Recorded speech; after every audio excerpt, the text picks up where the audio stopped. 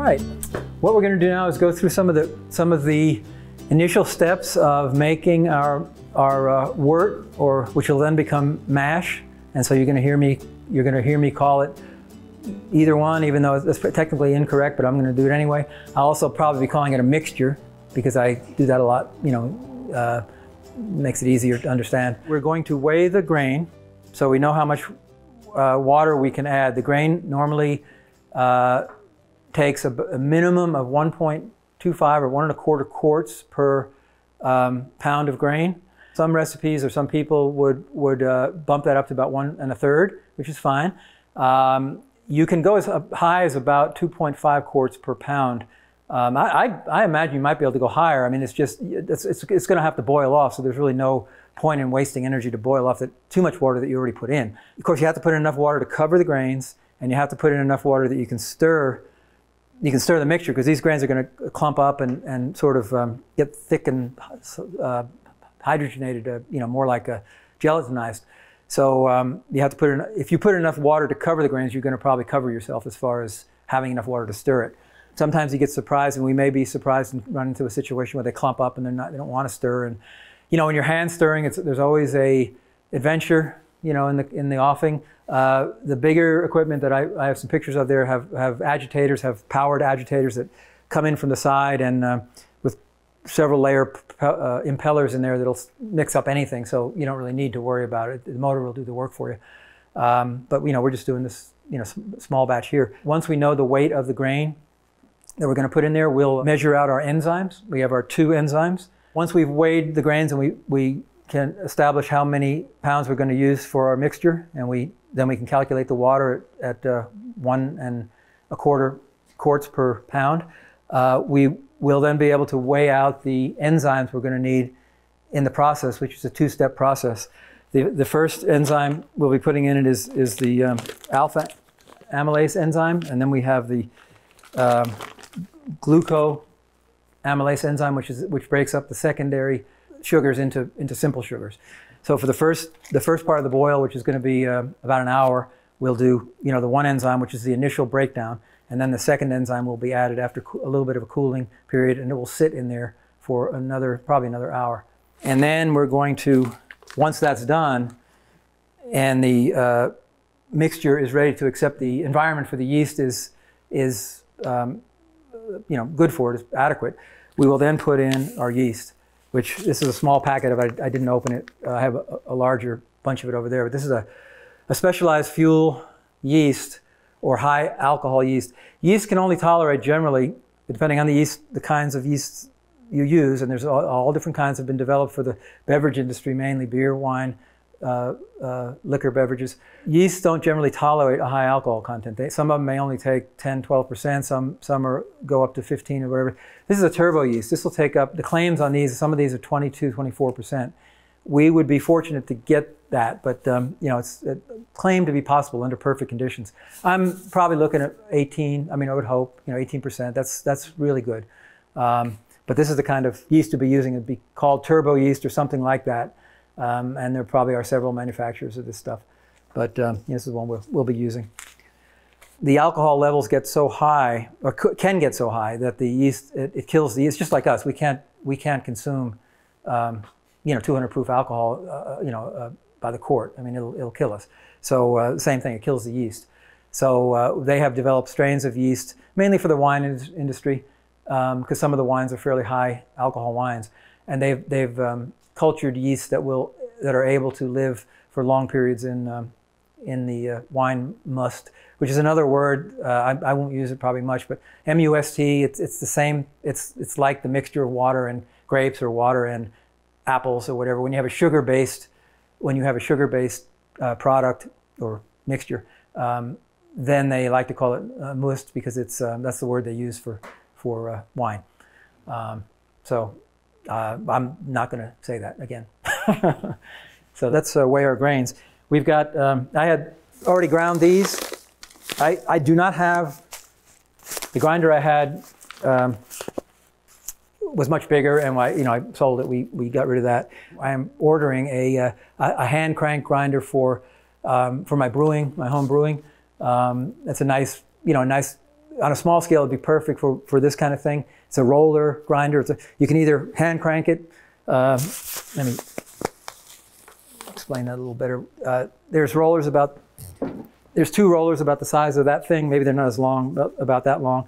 And they roll together into each other, and they are knurled they have teeth all along the surface of both of those things. And the adjustment can be made it's a nano adjustment from touching out to, a very coarse grind. And once you've made that adjustment with these two screws that pushes the rollers back and forth, and you decide how thick or thin you want that grain to be ground, or how coarse and how fine, just cranking the crank will turn those things, and it grinds along the surface and dumps everything into a bin. So you have a hopper on the top. You can pour in 5 or 7 pounds or 15 pounds. There's the second size. There's 2 sizes. And you crank it, and it comes out the bottom. You can take the crank off and also use a power drill, tighten it on there, and just hold it, and it'll do the work for you. So, good opportunity for 150 bucks. It's a good deal. These I already weighed, but we're just gonna see what it weighs, just to get an idea. So, what I don't want to overfill. I don't want to overfill the kettle. If I put too much grain in it, then I'm going to have to put enough water in it. And once I've done that, if I put too much grain in it, it's going to be over the top of the kettle. We don't want that. So I have to sort of figure out how much we're going to put in there. Okay, so we have this is a 5.2 pounds. Let me write that down. You don't have to be that precise. I mean, if you are in a production facility where you're watching every penny and all that, that's more important. But for something like this, nothing magic happens when you jump 1 degree in temperature, or when you go over or under by an ounce on something. It's just an estimate. So this one's 5.2. This has been pre-ground, as I said, pre-ground up. This one should be the same, or very close to it. Wow, I got gypped. 4.4, 4.5, well, 4.46. That's that's about 9.6, 9.7, roughly. And let me see where my calculator is. You're trying to do 9.7 times 1.25? Yeah, I'm going to pull mine out anyway. 9.7 times 1.25, yeah. And 12.125. Okay, that's 12.125 quarts, so we're going to divide it by 4. And it's 3 gallons, right?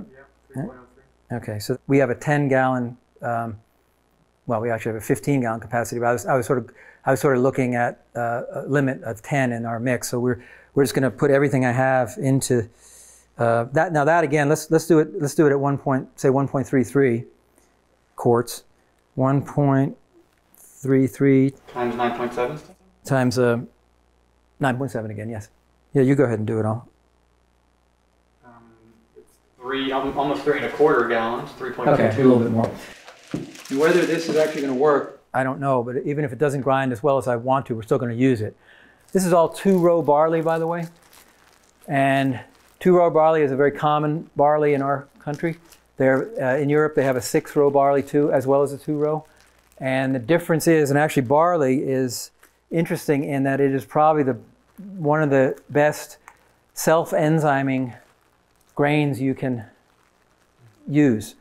It has the ability, once it's sprouted or malted, basically what you do is they soak the grain and they allow the little spiros to come up off of it. Yeah, you can do that. I'm not talking and I'm not doing it. And then it's once these grains are sprouted and dried, they actually form a malt, which is an enzyme. And that's a natural enzyme that you don't need. I mean, it's okay, but it's not nearly as effective as these boosters. So if people were making liquor, absolutely fine. You don't need to add any enzymes. But we're trying to get as much alcohol out of this mix as we possibly can. So I'm just going to weigh this part. See what we got. Exactly 4.5 pounds for that. So now we're up to 13.7, okay. And let me see what we got here. Let's say about 0.6 of a pound. So we're up to 14.8. Okay, so we can even go with 15. We just call it 15. That's really not. We don't have to be that critical in this kind of a situation. You know, now in a beer making situation, it may make a difference, a slight difference, because taste can be affected by, you know, especially if you were mixing grains or doing some other things, the taste can be affected by the degree of heat and water and all that, but we're not, you know, we're not worrying about that. So now the 1.33 quarts. Now we have 15 pounds, and we can do a 1.25 first and see what that brings us to. 18.75 divided by 4. Yeah. Is 4.69, let's say. Okay, 4.7. Okay, and then do a 1.33 measure. 15 times 1.33 equals 19.95. Is gonna be just under 5. 19.95 divided by 4. Yep, is 4.99. 5. Yeah. Okay. Okay. We'll go with 5. That's a good number. Let's grind this up. And what happened just then? Yeah, like, so What we're doing? Yeah, it was a little confusing because what happened was I just broke that last batch was broken out. We had 5 pounds, roughly 4.5. Was it 5.2 and 4.7 or 6, whatever it was, and this was about 5. So basically, we have 15 pounds of grain, and we are going to try to figure out how much water we need. So at the very least, we need 4.7 gallons. Another way of figuring it was 1.33 gallons per pound. So that'll bring us to 5 gallons. So that's what we're going to go with to start. 1.33 quarts. Oh, yeah, quarts, right. 1.33 quarts per pound.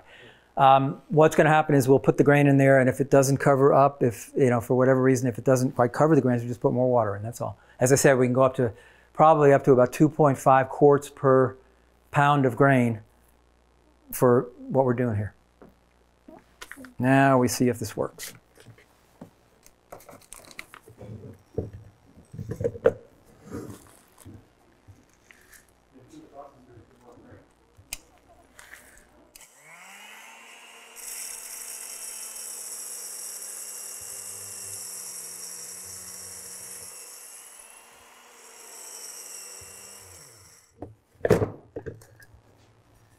I think we got it.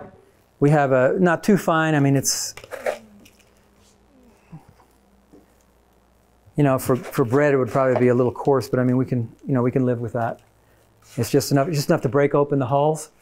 So, you know, we got that. And I would like to show you. This is as I said, a 2-row barley. I have some pictures of what barley looks like on the stalk. This is corn. It's a little different. You can see the color difference between the two. The barley's a little browner. Corn's going to be yellow. You can pass that around or stick your hand in there if you want, or just, you know, you sort of just feel I mean, it's just cornmeal basically. It's a little coarser. That's fine enough for making alcohol? Oh yeah, it can be finer. This is why we don't want, like in a packed column still, which I'll describe in a little bit. It'll jam. Anything like that, if it gets up into the liquid, which it would, you know, as the steam and liquid gets forced up into the column, it's going to jam it up. It's going to be a residual issue. So we don't want that. That would definitely have to be strained out before we put it in the still. This is a rye, like you'd make rye whiskey with, or rye for. You know, anything rye used for bread or food or anything, rye bread. It's a little bit of a different grain. It's a finer grain. It has a reasonably okay alcohol conversion.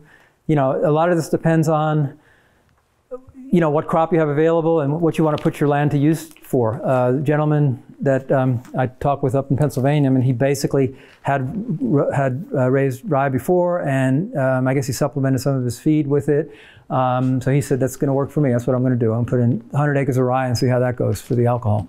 So, you know, that's that.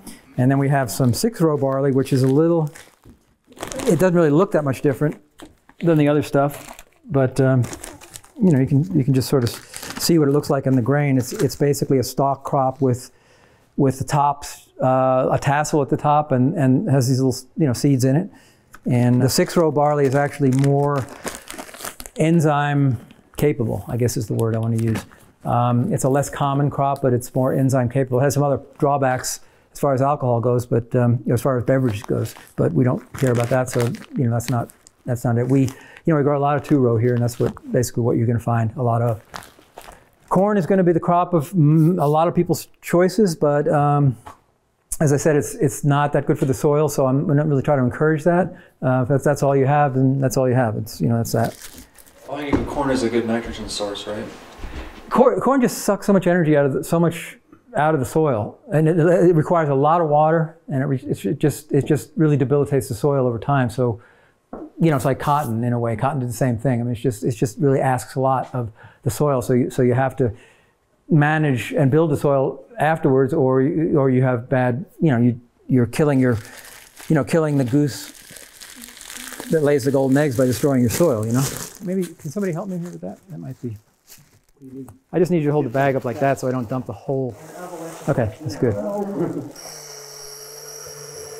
What I'm getting is a very inconsistent grind, but we have to live with it. So some of those hadn't even been ground. I'll just live with that. Does it ever peak at different points based on the grind? Oh yeah. I mean, there's if you can get a consistent, proper grind through the whole mix, which is generally what you need to do, it'll be much better than if you just had just threw this stuff in without grinding it or, whatever. And a lot of this also has to do with how much heat, in other words, how long it takes in breaking down. Like if you're applying heat to it using fuel, and in one process you're doing it in 60 minutes, and the other process you're doing it in 78 minutes. Every gallon you make like that difference between 60 minutes and 78 minutes, that fuel's burning, that extra 18 minutes is going to affect your bottom line. So that's basically, we're trying to get as much done. I know it costs money to grind it, electricity and all that, but it's really better to spend the energy at this end than to try to put heat through it later, to break it down better. There are other ways of grinding it besides electricity. You can do it, there's engines and grinders and stuff. A hammer mill is, in a bigger scale, hammer mill is much more common, or some kind of a roller grinder or something like that. Whoops, I almost turned this.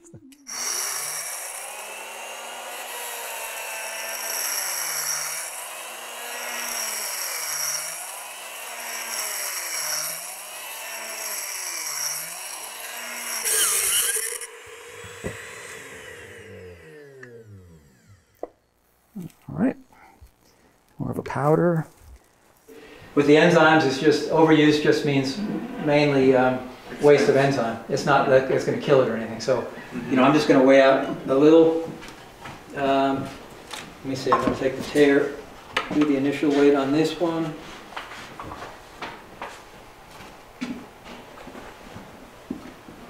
Ounces. So that's 1.6 ounces. So I just want to spoon in and make it about 1. Do they not have a tare? It does, but I'm just going to do it by eye.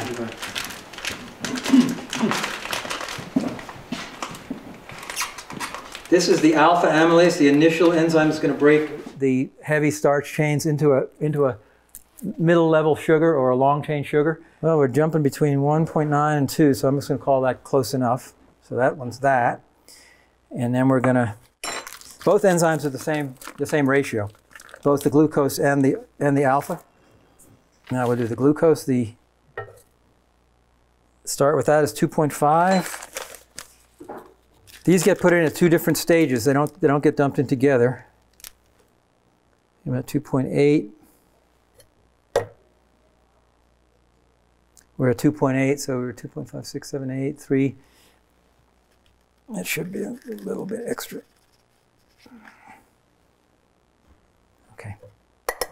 Okay, so that's that.